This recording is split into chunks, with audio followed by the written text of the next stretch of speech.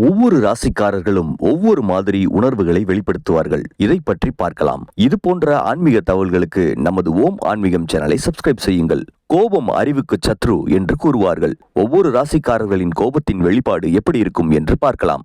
மேஷ ராசிக்காரர்கள் கோவப்பட்டால் வெடித்து சிதறுவார்கள். ரிஷப ராசிக்காரர்கள் கோவப்பட்டால் எரிச்சலான உடல் மொழியுடன் இருப்பார்கள். மிதுன ராசிக்காரர்கள் கோப வேளையில் குத்தலான வார்த்தைகளை பேசுவார்கள். கடக ராசிக்காரர்கள் கேவலமான முகபாவனைகளை காட்டுவார்கள்.